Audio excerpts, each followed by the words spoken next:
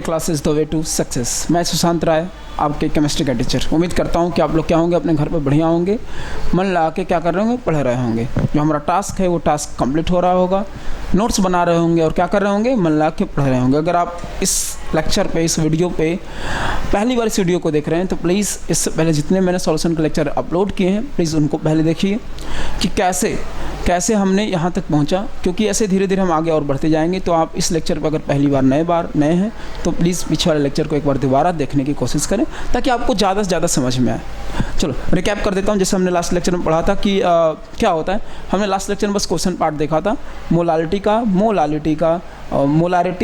और उस पर मास परसेंटेज का देखा था। मैंने कहा था नेक्स्ट लेक्चर में हम क्या बात करेंगे, मोल फ्रैक्शन के बारे में बात करेंगे। इसके बारे में बात करेंगे, मोल फ्रैक्शन के बारे में बात करेंगे। तो चलिए आज हम बात करेंगे मोल फ्रैक्शन क्या होता है। ध्यान समझिएगा, मोल फ्रैक्शन समझाने के लिए ये फ्रैक्शन क्या होता है, मोल को तो हम बाद में बात करेंगे। अगर मैं आपसे पूछूं कि व्हाट इज़ फ्रैक्शन, ये फ्रैक्शन क्या है। एग्जाम्पल के तौर पे मान लीजिए मैंने कहा कि आप लोग अपना अपना पेन यहाँ पे रखिए। 5 बच्चे हैं, 5 बच्चों ने अपना पेन मुझे सबमिट किया, ठीक है।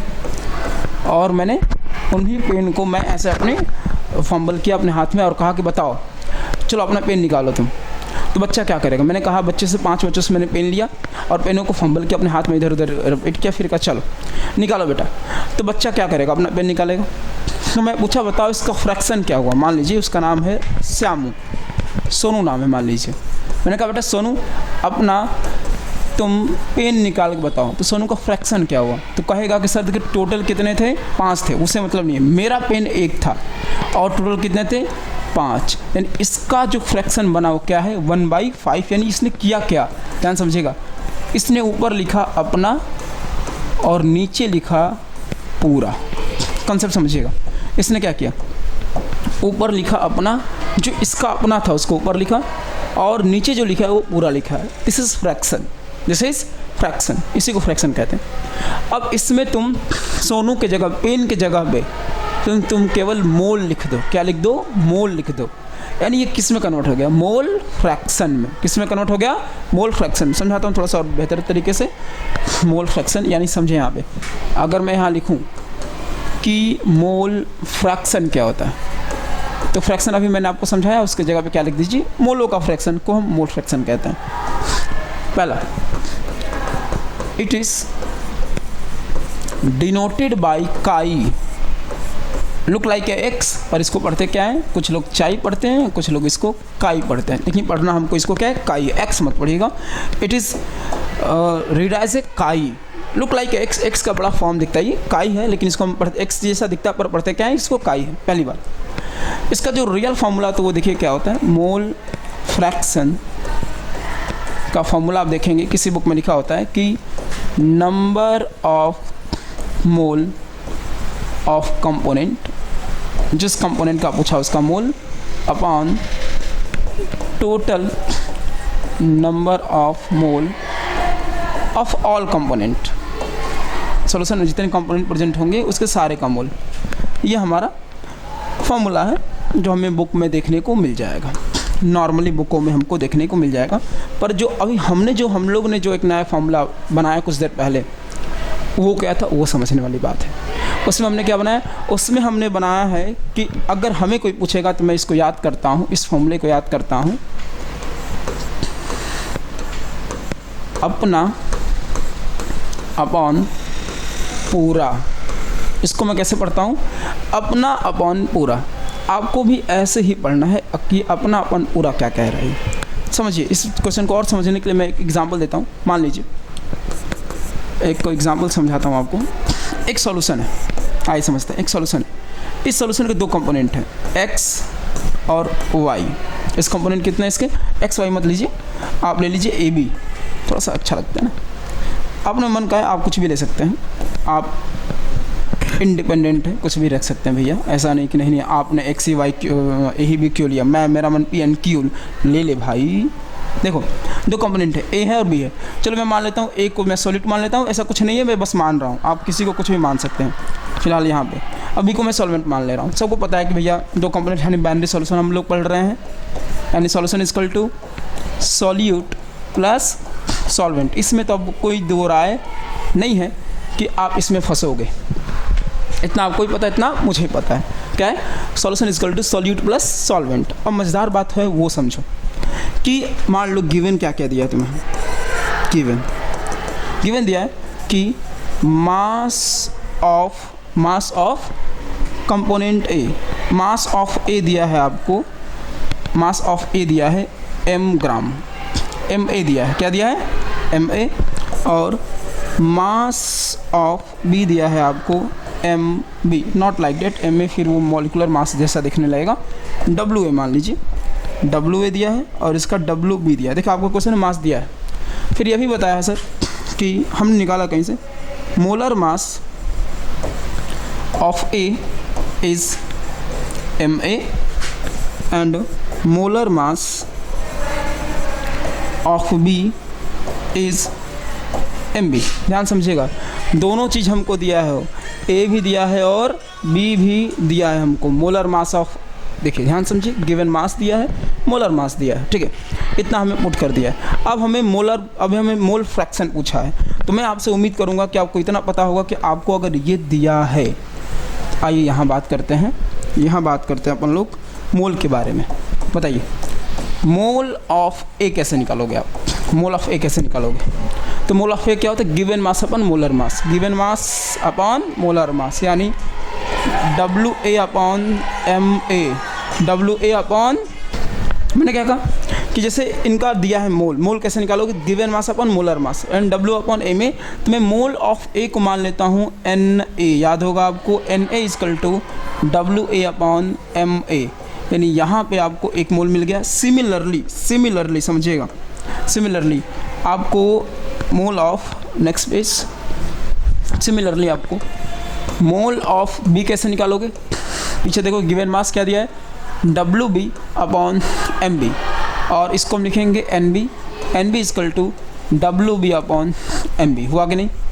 यानी अब हम ये देखेंगे, हमने यहाँ से क्या निकाल दिया, मोल ऑफ A निकाला, कितना? Na निकाला, और मोल ऑफ B यानी हमने NB निकाला। इतना ध्यान समझिएगा, मोल ऑफ A हमने Na निकाला और मोल ऑफ B हमने NB निकाला, नॉर्मल यहाँ पे।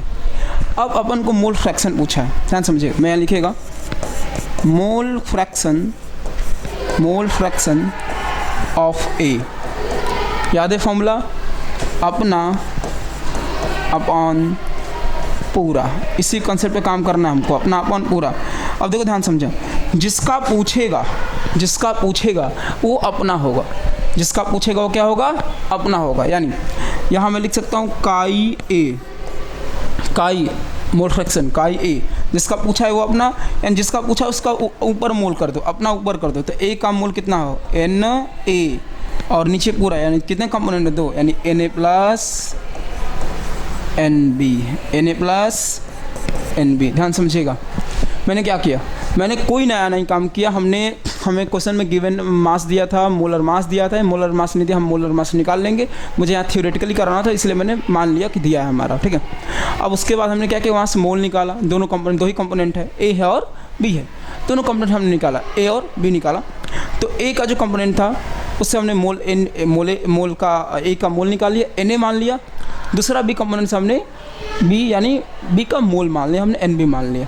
उसके बाद मैंने कहा कि जिसका पूछता है वो अपना हो जाता है, यानी यहाँ पूछा मोल फ्रैक्शन ऑफ A, यानी काई A पूछा है, तो ऊपर जो लिखोगे किसका मोल लिखोगे? अपना, जिसका पूछा हो, और नीचे टोटल मोल। सिमिलरली अगर मैं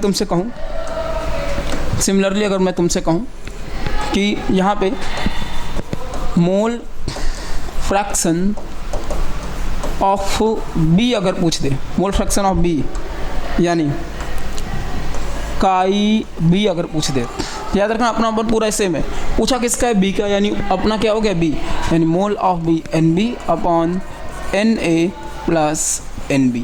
ये तुम्हारा फॉर्मूला है। ऐसे ही फॉर्मूला दोनों केस में लगाना है, काई A और काई B, दो कंपोनेंट निकल गए। और सबसे बड़ी बात ध्यान रखना कि chi A plus chi B equal to 1। अब मैं ये दो कंपोनेंट कर रहा हूँ, क्या जो तुम्हारा मोल फ्रैक्शन ए आएगा और मोल फ्रैक्शन बी आएगा, जब दोनों को जोड़ोगे वो किसके बराबर होना, यूनिटी के बराबर होना चाहिए, कंसंट्रेशन उसका 1 यानी 1 होना चाहिए। अब ये दो बाइनरी सोल्यूशन है तो दो कंपोनेंट है। मान लीजिए ऐसा कोई सोल्यूशन है जिसमें 10 कंपोनेंट है, बड़े बड़े 10 कंपोनेंट, ठीक है। तो 10 का अलग अलग तुम मोल फ्रैक्शन निकालोगे। जब 10 के मोल फ्रैक्शन को जोड़ोगे, एक साथ करोगे, तो उसकी भी वैल्यू कितनी आएगी, एक ही आएगी।